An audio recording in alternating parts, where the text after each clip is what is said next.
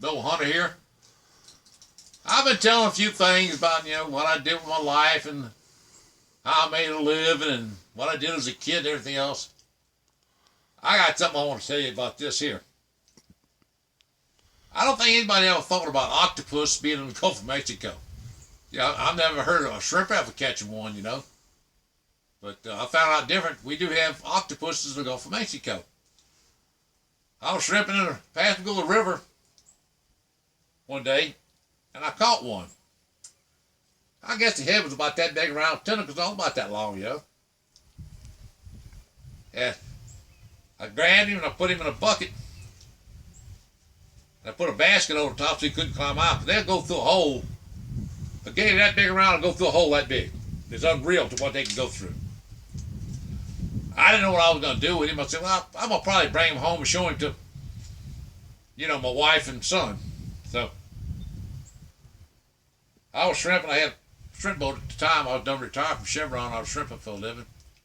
And I went and tied my boat up there. I got thinking about, I'm going to go buy. There was a restaurant and bar that was down on Bar Heron. It was actually out in the marsh. And what it was called a hideaway. And the reason it was called a hideaway, lawyers and doctors and rich people like that, that's where they would bring the mistresses out there. That's what it was known for, okay? Didn't know that was what it was known. I know what you're talking about. I didn't know that was what it was known for, though. And I said, I'm going to take that little alligator, that little octopus out there, and I'm going to show him to people. So I did. I rode out there and got me a couple of beers, and I got him in a bucket. Every time I picked him up, and I showed him to people. I said, you see how he's red looking? I said, watch. I put him back in the bucket, and he calmed down and turned kind of a grayish black. I said, they change colors just like a lizard. That's a chameleon. They change colors to whatever. If they're on a rock, they change color look like that rock. I said, but he'll change color when he's mad. I said, watch this. I poke him like that, boy, he'd turn almost a red color. And he's mad. They had this one lawyer, tall, skinny guy that he was always bragging about how much money he made. He was just a butthole, Mm-hmm. Every time he was out, he had a different woman with him. Probably secretary. If they didn't go out there and do what he wanted to do, he probably fired him. Got him another one. But anyway, I took the octopus out and I set him on the table I was sitting at. And I had 4 or 5 people around, people standing all over looking, watching everything.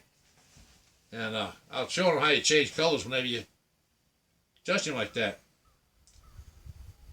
That little lawyer, he grabbed him like that, picked him up.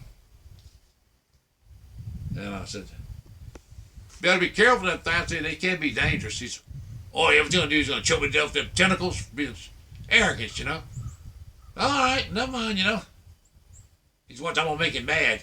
He started poking his underside like that. What that stupid son of a gun didn't know, they got a damn beak like a parrot. It's hard. Mm-hmm. Next thing I know, he went to screaming and hollering. He done cut a wedge out of the end of his finger. Everybody in the bar went to laughing.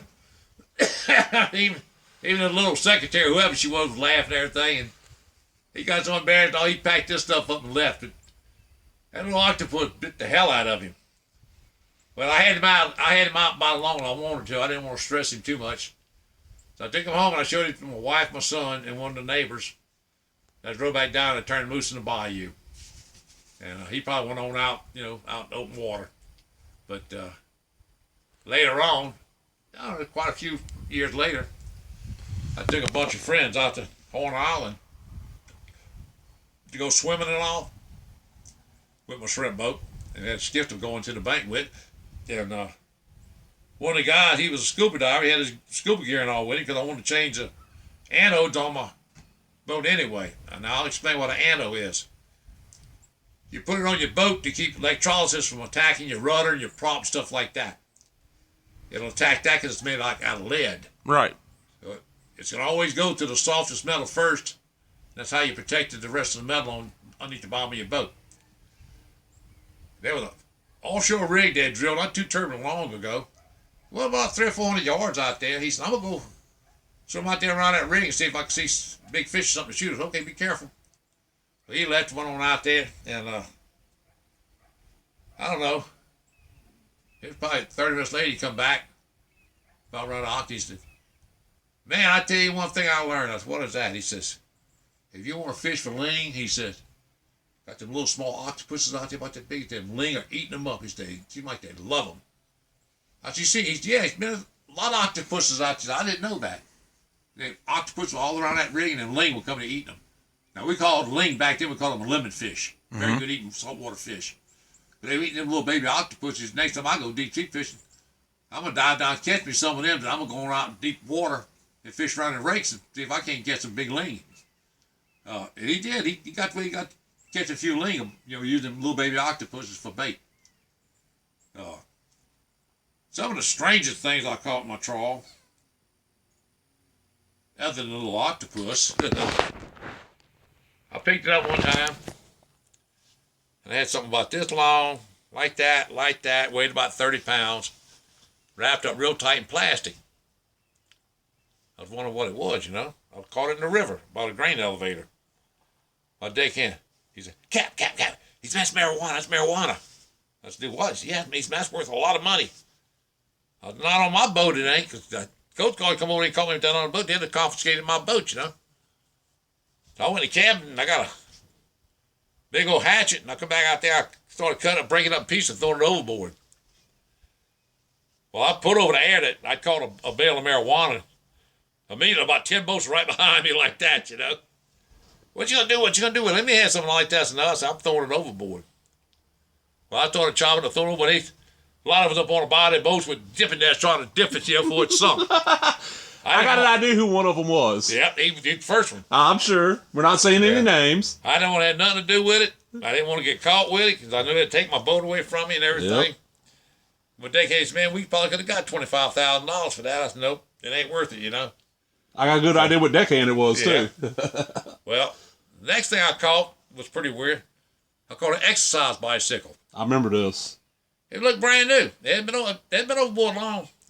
I figured somebody on one of the tugboats was probably used the exercise with and left it on deck. Somebody got knocked overboard. That would make sense. It's the only thing that would make sense, yeah. But them tugboats, they were bad about like a refrigerator or something.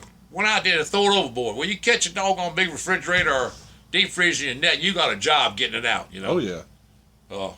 One time I caught a great big old tire. Must have been, I don't know, 6-7 foot tall. That big around, big old thing. They tie alongside them tugboats and barges for bumpers. Right. They must have broke loose. It had been for a friend of mine. I finally called him on the radio. He got alongside of me. We both had our winches and booms. Got a hold to it and got up on board. And I cut the net. Me and them both rolled it out and I had to sew my net all back together. But that was a heck of a job right there, getting that big old heavy thing on board. I bet. But I caught a lot of crazy stuff. That was some of the craziest stuff I caught. Well, folks, I'm going to say goodbye for a while. Hope you enjoyed this show. And I'll put some more on the air in a little while. Be safe. Take it easy. Remember, life is short and death is forever. See you later, folks.